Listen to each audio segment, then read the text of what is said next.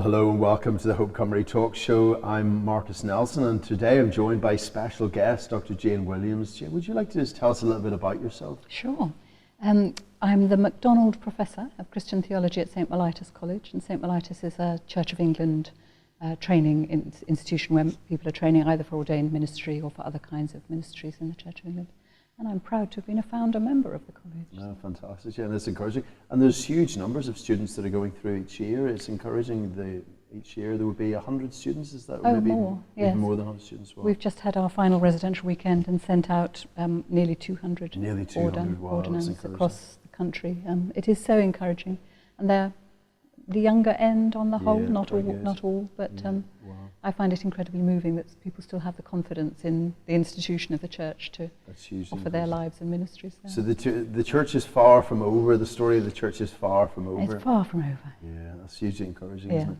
And today, Jane, as we chat together, and it's a wonderful privilege to have you with us in this way, we're thinking about rebuilding confidence in that self, asking this question, why is Christianity the most popular story ever? So I'm quoting from Tom Holland, not the Spider-Man Tom Holland, but the historian, where he said, it's the best story ever told. Christianity is the most popular explanation of why we are on this planet. It's the most compelling story. More people have found it thrilling and moving and exciting and believed it than any other comparable conglomeration of stories. About 2.6 billion people are thereabouts, in almost every country of the globe are followers of Jesus. Why is it, Jane, and we'll begin the conversation there, that the story of Jesus Christ, the Christian faith, is the most popular story ever? Of course, you could give all kinds of reasons for that, and because I'm a theologian, I'm going to. Yes, yeah, of course. But obviously, as a Christian theologian, I think it's because it is God's story. It is the story that God chooses to tell about God's interaction with us. So when God says, what is God like? When we ask God, what is God like? God says, look at Jesus. Yeah.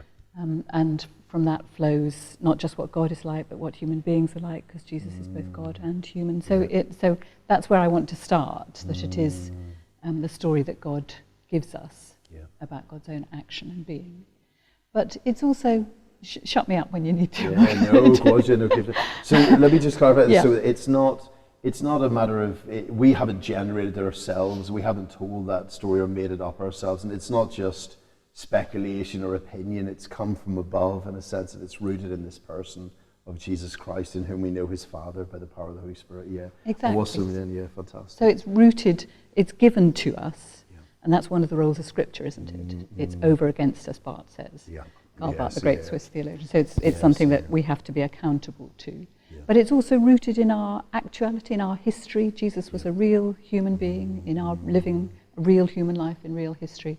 So it's not a free-floating story. It attends to the reality of our situation as well. And rooted in Jesus himself. And how does that work? Explain that to us, Jane. Explain that to me. Bart's concept of the threefold word. How does that work in that sense, in that Jesus at the very centre? How does he relate to the Scriptures and the Scriptures relate to him? Bart, who is not an uncontroversial figure, so people need to do their own thinking a bit about this. But for Bart, as for John 1, the Word in the beginning is the Son, is the second person of the Trinity, Jesus, who becomes incarnate in Jesus Christ.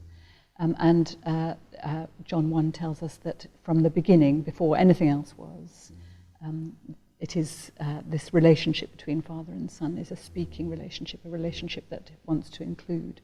And you can see that John 1 is retelling the Genesis story in the beginning. So it's claiming for the whole existence of the world this way of looking at it through Jesus Christ. It's that word spoken, given, acted in Jesus that the Bible bears witness to. So the Bible is one of God's great gifts to us.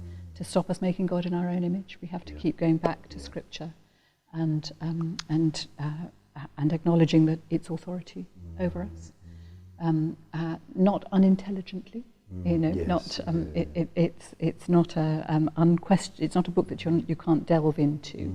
If you look at the shelves of any Christian theological college library, you'll see there's plenty of reading. But it's also, and then the next step, of course, is the word preached. Yeah, very good. So for Bart, that's our primary task. Proclamation of the church. Yeah, in season and out of season, we tell the good news. Very good. Yeah. And so in that sort of schema, then we have the Son, who's the Word of the Father, the Scriptures, or the Word of the Son. They testify to Christ, and in the preaching of the proclamation of the church, from the Scriptures points to Christ, who allows us to know the Father.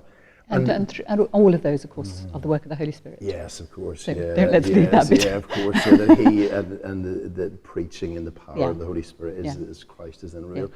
And then to start the story, I guess, in that sense, Jane, like to ask, well, let's go to Bart, in the Doctrine of Creation, where he asks that great question, or he challenges that assumption that the deepest question of philosophy was to ask, why is there something rather than nothing? And Bart says, that's not the real question at all. The real question is, why is there something other than the Father, Son, Holy Spirit? What's the answer to that, Jane? Tell us the answer. So why did this God, who's lived in communion and life and joy and gladness throughout infinite ages, choose to make anything else? And I mean, that is such an interesting question, isn't it? Because so many doctrines of creation, whether we notice it or not, Christian ones and others, sort of assume that God needs something from us. Whereas actually the Christian doctrine of creation says that we are made from nothing. We don't come out of God. There's nothing there that God needs us to work on. And so if we're not necessary, then we must be wanted. Otherwise, why are we here? And the clue to that is this starting place in God, who is in God's very being, love, Father, Son, and Holy Spirit. And that love is already self-giving and self-receiving. God, the Father gives himself to the Son gives himself to the Father, the Spirit is the bond of love between them. So already, in the very being of the Trinity, there is this dynamic of self-giving and self-receiving, which overflows. God wants to share that. And so again, John 1 says that's what the incarnation is for, so that we too can share that relationship that the Son has with the Father. I mean, what an extraordinary thing to say. Isn't that amazing? That's what we're for, to be beloved by God and to love God in return. It's an incredible origin, isn't it, Jane? It's the most incredible origin that we can even imagine. It's Gregory Nazianzus, isn't it? You'll know better than me, Jane, who describes that way in which the Father, Son, Spirit's goodness is spreading and must, include and go outwards, and that it's almost, I just like to think of it in very simple terms, that the life that they share together is too good, almost in a way to keep to themselves and want to bring others. And that the Father should then have many sons, the Son have, a bride they would love in the same way the Father's loved him, and in the Spirit bring us into that fellowship with the Father and the Son. That's an incredible dignity and an incredible origin, isn't it, in a world and a culture that more often, so often I speak to people, meet people who say, I was an accident, my parents didn't mean to have me, and they told me that, like my mum told me that I was an accident, I shouldn't have been born. How do you think that incredible origin, the big origin of the whole creation, the heavens and the earth, can speak to somebody who's, begun in life in the way that this person that I'd spoken to?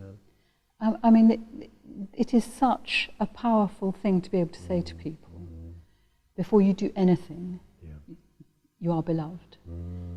I think it was Desmond Tutu who always used to say, you can't do anything to make God love you less. And you can't do anything to make God love you more. God is love. That is how God is always going to act towards us. And so that, I mean, in ancient societies, quite often the king or the ruler was seen as a representative of God, somebody special to God. But in Christian theology, every single person carries within them the gift of God's Spirit as a beloved child of God. And that is so democratic.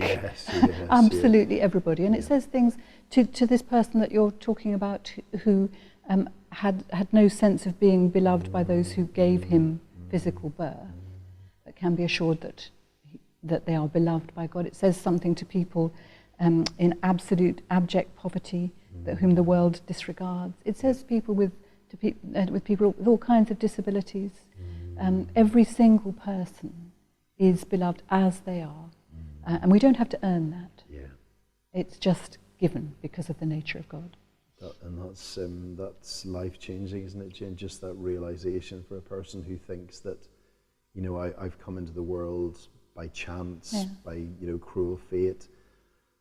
And yet, even though they may have come into the world through that door, that doesn't have to be the experience of what their life is. They can be, through Jesus Christ, like brought into this more wonderful and higher purpose for which everything has come about.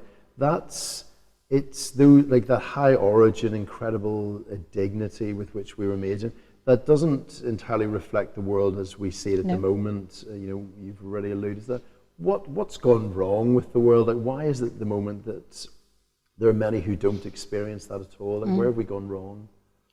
There are so many, again, levels to that question, and I'm still constantly struck, both for myself and the people I encounter, how difficult we find it to believe that we are unreservedly loved. It feels so counterintuitive because of our experiences in the world. And I think it is one of the real strengths of Christianity, that it takes this problem of evil and suffering so seriously. Yeah. It doesn't give you the answer, because while there is evil and suffering, there isn't an answer. No intellectual answer would make it okay for what is happening to people. But when God comes to live among us, God the Son, he dies a horrible, painful death. He takes on fully the desperate painfulness of the fallen world. And he makes it absolutely clear this is God's business. It's one of the few philosophies that says God is prepared to be fully engaged with this. And so to people who are experiencing the world as not right, that's a pathetic way of putting it, but basically deeply not right, what they know is that God is with them. And God does not ignore their suffering. God doesn't say, never mind, it'll all be fine one day. God says, this is at my heart. And I've shown that in the cross of Christ. And so that gives suffering, I need to do this really carefully, because I don't ever want to say to people, your suffering is a source of good or anything like that. Suffering is against the goodness of creation, suffering and evil. But if you know God is there with you, the Good Shepherd who walks through the valley of the shadow of death with us and knows the way through, then you can do something different with it. And you can speak to the world of a hope that's based in the reality of the world as it actually is, but is still full of hope. This is something that God has taken on God's self. Yes, very good, Jane. Let me just go back to that one before we just think through the implications of that. The sort of like drawing those lines between the world is an evil place with great suffering, therefore there is not a God. That line is quite commonly drawn in the culture around us. And I heard there was a bus campaign in Australia, for example, where they sort of ran something along those lines for a time. Interestingly, in Australia, that consistently has the #1 standard of living in the world. But that same sort of argument doesn't appear in many countries where, there will be a lot of people would be living below what we would consider the poverty line.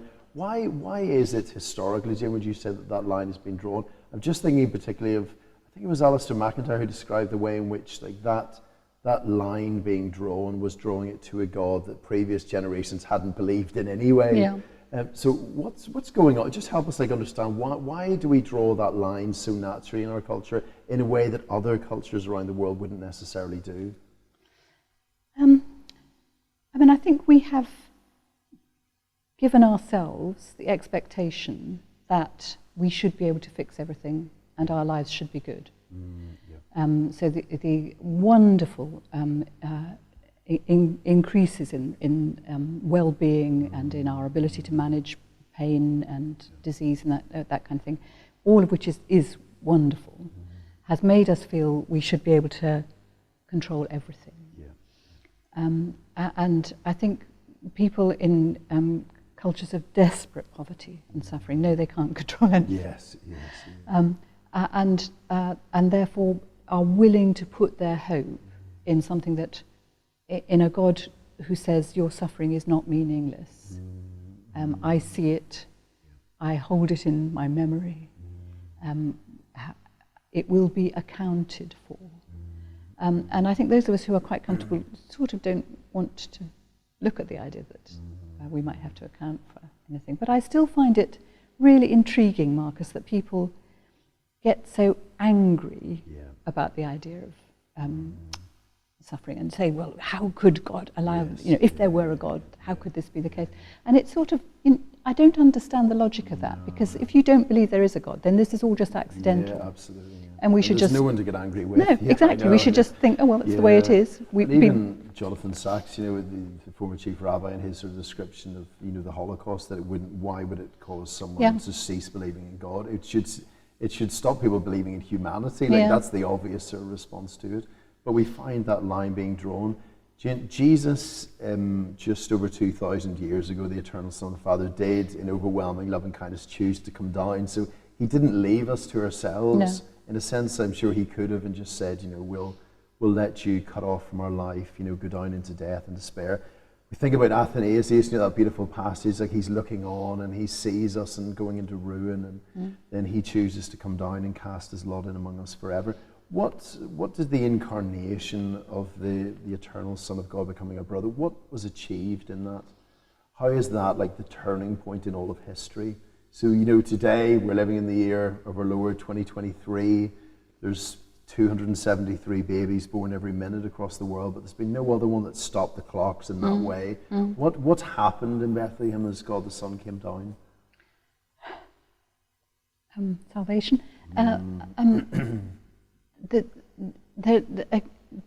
It's about God's absolute faithfulness to God's being. Again, Athanasius makes that so clear. What God has made, God will not abandon. But it's also, again, it's one of the unique things I think about Christianity, and we Christians are really bad at making this clear, is that God knows us really well and knows we cannot earn our way to goodness. We cannot earn our way to merit. All the wonderful systems to help us live well together, we all break them at various points. And the sense of self-loathing and despair and just, I'm going to give up, that generates, is not unknown to God. And so when the second person of the Trinity, Jesus the Son, becomes a human being, Jesus is both showing being God's presence and faithfulness to us, but he's also being our response, the human being's response, the response that none of us can make.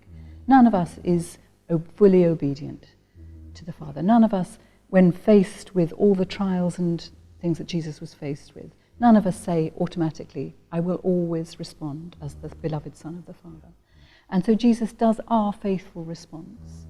And then what is offered to us is this relationship. We can step into that space that Jesus has made for us. We human beings can enter into that relationship where we know that we are beloved and forgiven because the Son has chosen us to be with him. And how does he do that? So explain to us the work of the third person of the Trinity, the Holy Spirit. Like, how is it that he includes us in Christ? How is it that we're born into a default kind of human life with all of its difficulties and problems, and then Jesus says to the religious man Nicodemus, you must be born again. Like, how is it then that we leave the default kind of human life that we're born into and then are joined into this new life that Jesus opens up in the incarnation, the resurrection? The way St. Paul talks about it when he's talking about baptism is that baptism is our death, the death of that human being who thinks we have to do it all by ourselves, who thinks we're not loved, who thinks we have to earn God's approval. Baptism is the death of that person, and we step then into the life of Christ. And baptism, all the sacraments, are the work of the Holy Spirit. The Holy Spirit takes the ordinary stuff of daily life, bread, wine, water, and makes them a means of taking our reality, our physical reality, into that relationship of promise in the Son. So the Holy Spirit, and again, some people find it offensive that we don't, there's nothing we can do. But it's also immensely liberating, because even the response to Jesus we can't manage most of the time. And again, Paul in Romans 8 says that the Holy Spirit is praying in us. The Holy Spirit is teaching us to say, Abba, Father. The Holy Spirit is teaching us that relationship of adopted children. And so the work of the Holy Spirit is absolutely vital, because otherwise it's a story that was told once, and then we've got to try and do our best with it. And that's what Pelagius thought. You've seen the perfect example, now you've all got to follow that example. But if we were capable of following that example, we wouldn't need the incarnate Son. And then the gift of the Holy Spirit to keep drawing us into that. So it's not a done thing, it's a daily thing. Every day we pray for the presence and action of the Holy Spirit so that we can more and more step into that offer. And that's available to everyone, and that's not only for a particular kind of person, maybe a very religious person, but that's available to everyone. Absolutely, without any sort of restrictions in any way. And I always love the way in which Jesus, it depends on how we read these things, but how Jesus begins the Sermon on the Mount, bless the poor in spirit, for theirs the kingdom of heaven. And it doesn't seem, I like the way in which Dallas Willard sets it up, the divine conspiracy, the way he describes it is, it's not saying bless those who realize they're poor in spirit, who wish they're poor, it's just bless those who are spiritually rubbish, who don't understand any of these things. Not because there's anything meritorious about that, but because he's here and he's come for that very kind of person. What does that look like then, when somebody meets him in that way and encounters Jesus Christ and by the power of the Holy Spirit is brought into his kingdom and family? What does that look like in a person's life? I mean, it is really important what you've said, Marcus, because again, it's one of the things that Christians have had to resist throughout the generations, is that if you know the right things, then you're fine. Yes. It isn't about head knowledge, it is about how we live. Jesus says he gives us this new commandment, that we will love one another. Well, we don't. But that's what we're working on. I think a person who is genuinely trying to make more and more space for the presence and action of the Holy Spirit is somebody who tries to see the world as Jesus saw it. And when you watch Jesus in the Gospels, his attention is extraordinary. He sees people and situations that everybody around him thought weren't important. He invites people into the covenant people again. And so many of these people have put themselves outside the community by their actions. And Jesus says, no, come back, come and eat, you too are a child of Abraham. So that, I think that is one of the marks of those of us who are attempting to be Christians. And too often we revert to trying to do it in our own power. And this word, love, it's a wonderfly slippery word. Yes, it is indeed. I do think I want to say that it isn't to begin with about how you feel. To begin with, it's about trying to see the world as beloved by God and the people around you as beloved by God. And then, with luck, the more you practice that, you might get the feelings. But it's the discipline of actually saying, this is not all about me. This is about seeing a world beloved by God.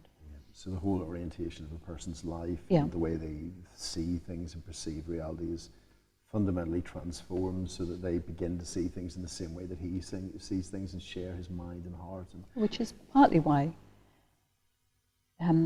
God gives us each other in the church. Absolutely. I sometimes had this illusion I'd be a wonderful Christian if it weren't for all of these other people. I know, exactly. But it's nonsense, isn't it? Because it's all of these other people who show that you're not fundamentally loving. Absolutely, I know, and that's where I know it's. You think all the second half of all Paul's letters, it's all that everything that he said before always leads into bearing with one another, putting one another first. Considering others above ourselves. Watching what you say. Yeah, absolutely. All those neglected virtues. I know. The tongue and the world of evil and the small rudder that powers the big ship.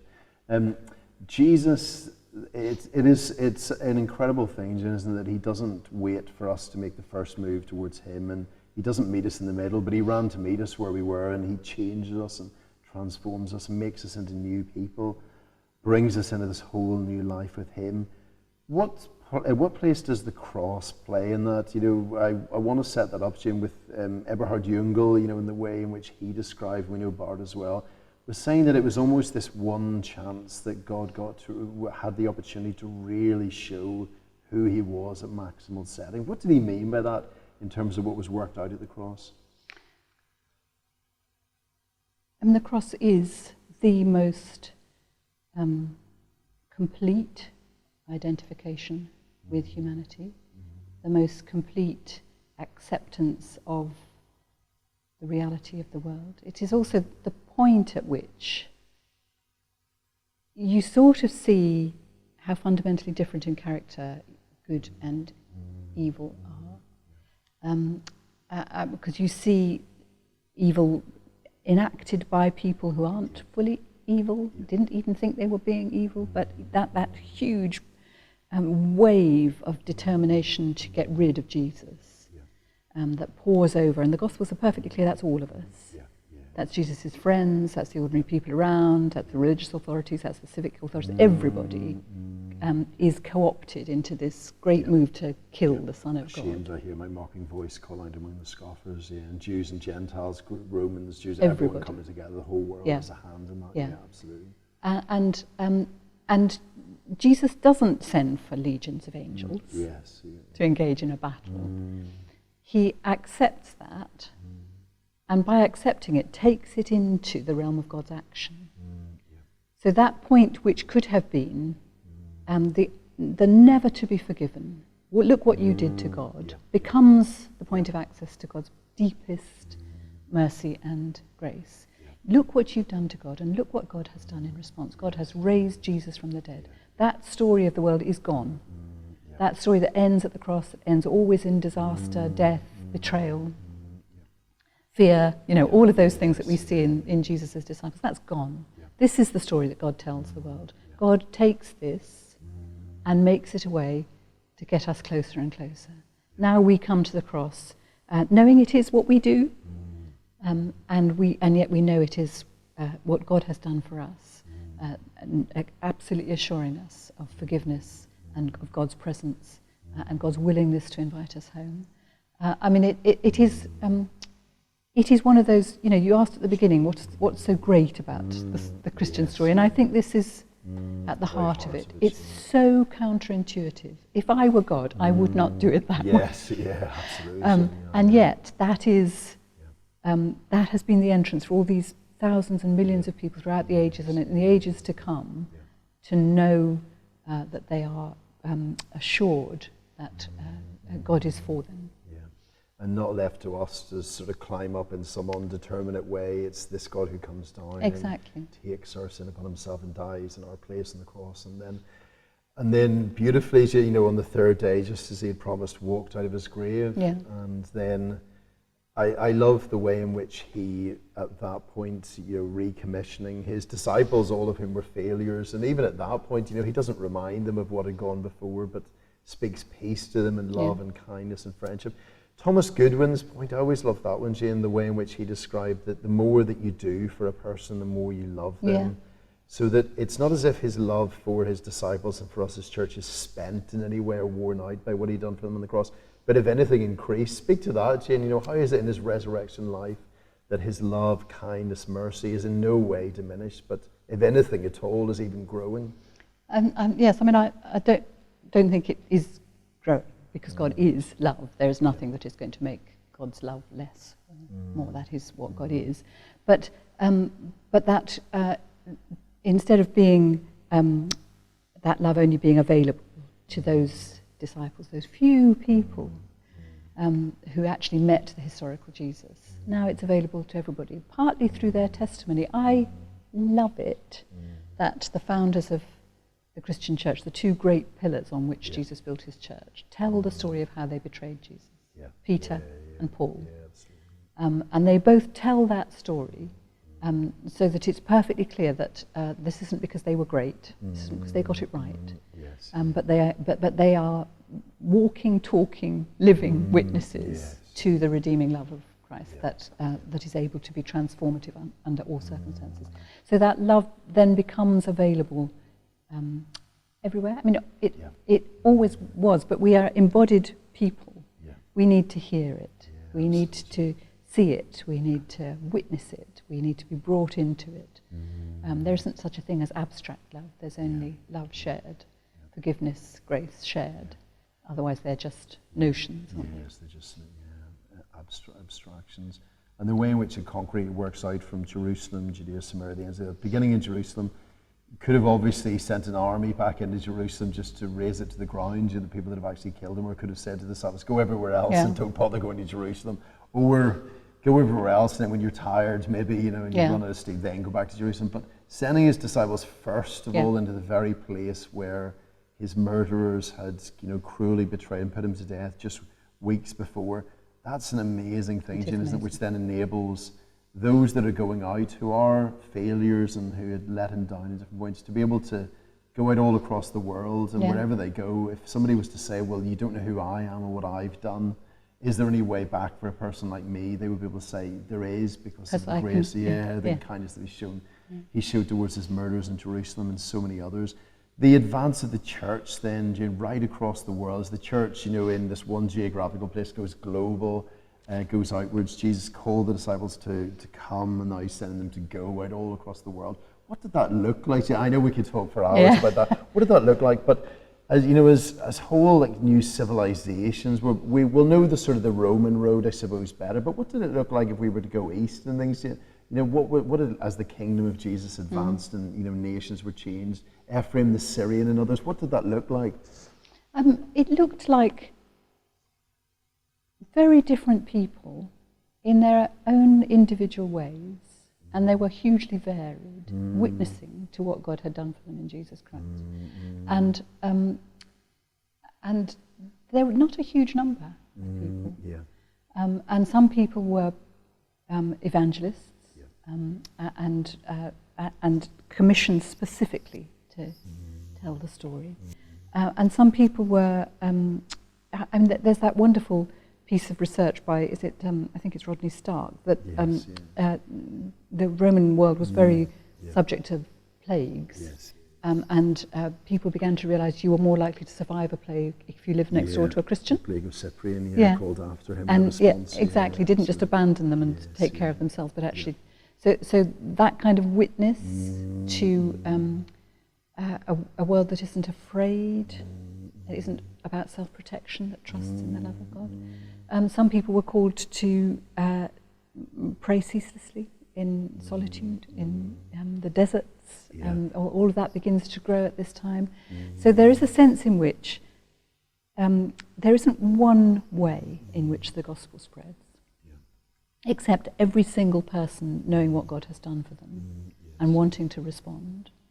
And I suppose that's part of what we're talking about, isn't it? How do we, each one of us, respond to what God has done for us? Because there will be a way for every single person to respond, but it doesn't have to be the way you're doing it or I'm doing it. It has to be the way God, because God knows us so well. And that's a deep insight, isn't it, Gino? That evil and sin and all those sort of things, they always diminish and reduce a person, whereas trusting and following Jesus Christ and his kingdom is flourishing, coming, Kierkegaard's whole thing, by the grace of God, become myself and becoming fully alive. Evil and sin tell us lies about ourselves. Either lies about our power or our inability. God says, and reduce us, through that, always reducing us, always closing off the possibilities for us, always making us selfish and fearful, because they're lies. And God says, I love you. You are beloved. I know you better than you know yourself. I have glories for you, for you. Where's the and that gives meaning, doesn't it? Like to every area of life, to work, family, relationships. It transforms every aspect of daily life. Where is the story going to end? I want to circle back, but just at this point, where is this story going to end? There's a fear. So many have thought that it's entropy in a closed system. We're in the second law of thermodynamics. Things are going to run down, and in the end, it's just going to burn up, or it's all going to come to an end badly, one way or another. That's not how the story of Jesus is going to end. No. What's going to happen when he does do his next big thing on his calendar? Well, the thing Jesus talks about more than anything else is the kingdom of God. So the time when God will come to make God's home here in a new creation. And that is the biblical picture. And we have no idea how that's going to happen. But again, St. Paul says, well, you've got some clues. You know, you bury that seed. Yes, yeah. And you have no idea how it comes up. And it comes up looking different. But there's a real connection. And again, the resurrection of Jesus is the reason why we can say this is true. Because we've seen it. We've seen a human being who died and was brought to life, not revived, but brought to a completely new kind of life, into which we will be invited. And so I think it's important not to speculate about how that is going to happen, because that's the control freakiness, isn't it? You know, until we know exactly what's going to happen, we can't cope. But to keep looking to the resurrection of Jesus. And in that way, Jürgen Moltmann's language of not the end, but the beginning. So we're not necessarily out on the street with our sandwich board saying the end of the world is now. It's funny how that whole character's changed, really, whereas for some time, people would have mischaracterized the church or the Christian as being that person, whereas it feels like other people are standing out with the sandwich boards and things like that. So we don't have to do that. We can actually say there's hope for the future, and that Jesus is sharing his future with us. Exactly. What does Moltmann mean by that then, Jane? Like to say that it's not the end of the world, but the beginning of the world as it should have been. I know Lewis has spoken about this a lot as well. What does that mean? I think Moltmann's point is that in the resurrection, the future has been made actual. So the reality of God's eternity, that God is not subject to time and decay, becomes a reality in human history and human possibility. That this is another part of what it means to be beloved by God. That God will not let us go. And I think one of the things that is so beautiful about Moltmann is there's that real assurance. Then this is where the story is going. Whatever it looks like, and we have to be realistic. It's not pretending that it looks as though it's heading that way. Just as the resurrection didn't look like an obvious result when it was Good Friday, did it? Absolutely. But that actually that reality of creation is, as it was from the beginning, held in the reality of God, and that's the promise to which we are headed. And there have been all kinds of, again, that's something that we as Christians haven't shared well.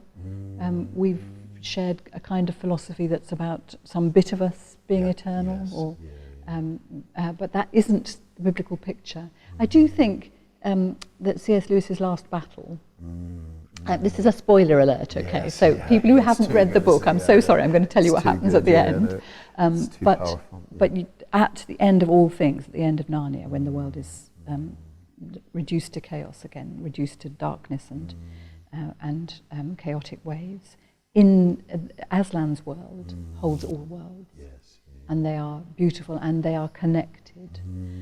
So the children's parents who've never been to Narnia are in Aslan's world, and obviously Lewis is a storyteller, and that's what and the point of that story is this hope and trust in the reality of God. This is not just because that's what we'd like it to be.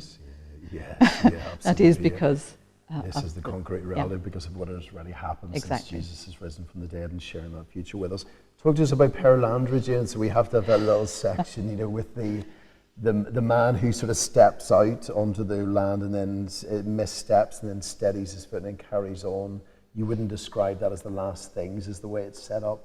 So again, the way in which Lewis is constructing it is that when Christ does come again, renew and restore all things, not the end, but the beginning of things as they really should have been, that's an incredible vision of the future.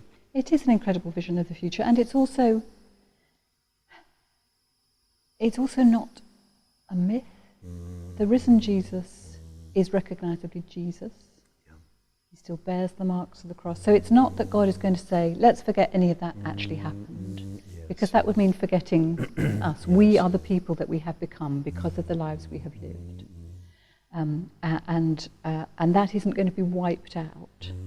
But in some sense, when that is drawn fully into the reality of what it is to be a child of God, our realities will not be the painful, incomplete, annoying realities that they are. They will be part of that new creation in ways that we can't understand, but we can see because we see it in Jesus.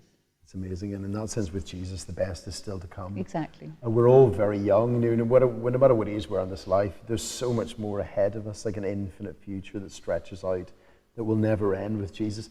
Just stepping back for a moment, I'd like to survey that sort of big canvas from eternity past, the origins of the universe, the Father, Son, Spirit, sharing in this life, which in a sense is, they don't want to keep it to themselves, but to bring us into their family forever. The Father having many sons, the Son loving us in the same way as fathers loved him, the Spirit, including us in their life. And then that never-ending future. How would you see it, Jane, as like that's been the game plan, if we were to put it like that, all along, and that this like infinite future of us being brought into the life of this God has always been within the mind of the Father, Son, Spirit? I know it's a big question, but how would you sort of see that being worked out? Is the incarnation just plan B? Was it just, things went wrong, so the Son of God came down in that way? Or was this the outworking of a plan which was older and deeper before the foundations of the world? In God, you don't have to have either or. Yes, I do. Yeah, I know. I do. Yeah, I do. A both and. A both and. So. Talk to us about the prelapsarian things, Gordon. Just that. So the whole there point is a responsive element, but before that, like this big outworking of an incredibly wise plan and powerful plan to be accomplished even through evil, as we saw at the cross. His enemies, at the point of deepest rebellion, are doing what what the Father beforehand had determined should happen. Can you, what would you, help me on that, would you, like this big scale sort of plan of what, even, I know there's a responsive element, but what the Father, Son, Spirit will accomplish finally? And again, it's about who God is, isn't it? This is a God who is love and who is eternally faithful. Nothing can make God not be loving. Nothing will break that love between Father, Son and Holy Spirit. Nothing will make God turn away from us. And so that plan is simply the outworking of the reality of who God is. And I think we still have in our heads a sort of picture of God's action and our action sort of competing. Yes, yeah. And again, you see in Jesus, who is both completely God and completely human, that those two don't have to compete. That when they work, they can work together. God can be acting in ways that don't undermine Jesus' real human will and character. And so the same with the history of creation. God's action is constant and able constantly to work in with, under whatever preposition you want, the reality of what we're actually doing. And I think that's important both for the huge picture, the hopeful picture, but also for the day-to-day hopeful picture. As I'm trying to be a Christian in my daily life, generally failing, as far as I can tell. My action is not blocking the action of God. God is able to continue to work. And the history of, the fact that the gospel is spread all over the globe proves it, doesn't it? Yes, absolutely. If it was us just doing this, think it's very difficult to see how that could ever have happened, isn't it? But it's God's action and our action working together. Yeah. And in that way, Jane, you'll be broadly aware of the other different options on the table, if we were to put it like that, in terms of accounts of where things have come from, where they're going. Would you say that any of those other alternatives are anywhere near as good as the account that we're given of the origins, destiny, meaning, purpose that are given to us by Jesus Christ? I mean, obviously, no. Obviously not, yes. I think all the other accounts are the sort of stories that we would tell. And I think this one isn't. I think this one is so counterintuitive. Yeah. And you know what we're like. We're constantly trying to turn anything God gives us, we try to turn it into something that we can possess and shape. So we've told this story in ways that make it less than it is. But the story is always about who God is. And those other stories, if you trace them back, they're about who we are. Yes. And that's and that's much less that's hopeful. a story that doesn't end well. That's not Exactly. the happiest ending. So, like, God's very being, who He is the very basis of good news and the foundation of the outwork in the story. Why is it, Jane, and we're sort of coming towards an end, but why is it, Jane, then, that since this is the most popular, 2.6 billion people in every country, and right across all social backgrounds, all ethnicities, why is it that confidence, perhaps, that we're part of this wonderful international global movement that has turned the world upside down, is turning the world upside down the right way up, even as we speak? Why is it that confidence isn't always there at the moment, where we find ourselves in our culture? I think that we have swallowed some of the stories of our culture. I think we've swallowed the story that Christianity and science are incompatible. I think we've swallowed the story that we can make the world better by ourselves. I think we've swallowed the story that faith is something private, that I shouldn't, solitude of my own existence. I shouldn't sort of try and tell it to other people. I think we Christians have lost faith in sharing our story. I don't think we've lost faith in it for ourselves, because otherwise why are we still doing it? We think it's good news, we think it's what our life is based on, but we have somehow made it, perhaps particularly in the West, made it something very embarrassing to share. So I think every single church, I'm going to get bossy here, should help people tell their story. Why are you a Christian? Not in a way that you're going to batter people with it, but can you give an account of the faith that is in you in all gentleness? Or not? Because if not, now's the time to start. Yes, very good. And empowering people within our church family. So it's not just an issue of the leadership, because it's easy to say, it's ministers' fault, or it's bishops' fault, or it's others. Just to I'm sure all of that's true, but it's every single one of us. It's everyone's responsibility. We all have a part to play in that. And where, so we, as we read the Gospels, I don't get the impression that people are ever sort of bamboozling other people, or that they're browbeating them, or, Bible bashing them. It seems, much more, think at the beginning of John's Gospel, it's just like they're introducing people to Jesus. They've met Jesus, met the one that Moses wrote about in the law and about whom the prophets also wrote. Come and see, come and meet him. How can we recover more of that, Jane, within our leadership, within local church families, of people who do trust and love Jesus, but maybe something of that confidence has been lost? I think we do need to acknowledge that we have sometimes browbeaten. And people, Christian monarchs, leaders of various kinds have used authority improperly. Inappropriately. And, it is proper that we pay the price for that. But your neighbour might have discovered a really great new gym, say. They'll tell you about it. Why do we not feel able to simply tell people what makes our lives tick?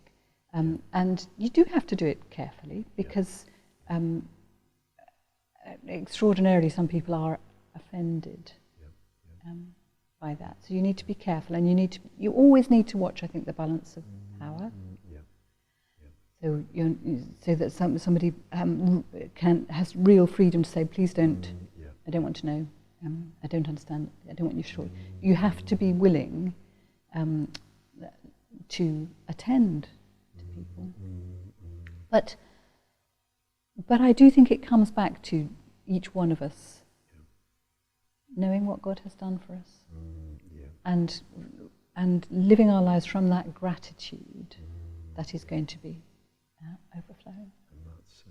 And that's very winsome, isn't it? And as you say, Jane, yeah, the more you go on, you think with all the sort of, you know, PR techniques and all the different modes of communication, it's really just individuals talking to others about Jesus and the fact that they've met him and come to know him. Demonstrating it. Sometimes we do need words. I think we've underrated words. Yes, I know. But Francis we of Assisi is misquoted. I don't think he meant that. Yeah, I know. We don't think So we do definitely need the words, yes, but we also need to try to look as though our lives speak of what we say, we believe. Yes, I know. We want them to be attractive and winsome in that way, and how we. And it's, you know, one of the things that I've noticed is as sort of newer families, individuals are coming into our church, which has been a real blessing, encouragement. They don't tend to have some of the hang-ups that, you know, there may have been in the past of, I could never invite my friends, or I could never invite my family. They just find that it's a really great place and people are very nice and they think it's an amazing atmosphere. So they just naturally and spontaneously invite their friends. How can we, you know, grow our local churches so that they are places that people think, oh yeah, I would just love to invite my friends and family. There's nowhere else that would be better to be. I mean, I do think some of it is practice. I'm amazed how few people have actually ever been given the chance to tell their story. Tell it in a safe space. Tell it to somebody who's also a Christian. Yes. Begin to really identify some of the places and situations and relationships where you've seen God's transformative power. And tell these extraordinary stories. Let's help each other actually give our testimony. It's the most powerful thing. It's what the apostles and disciples were doing all the time. This is what God has done in my life. Yeah, amazing. Yeah, it's very hard to argue with that, isn't it? It's very, very difficult to argue with that. Jane, thank you so much for your time. It's been lovely to be able to chat together. We've covered a lot of ground. We have. We're tying it all together. You know, the story of Jesus, the good news, his gospel, Christianity is the most popular story or account of reality which the world has ever known, most widely held right across the world, changing the hearts and lives of millions. Sum it up for us, Jane, draw it all together, you know, as we close. How can we bring this message and its outworking in ordinary life, like back into the center of things, perhaps more than it might be at the moment, so that it could transform hearts and lives of individuals and towns and even more widely? How do we do that as we just draw it all to a close? God so loved the world that he gave his only Son,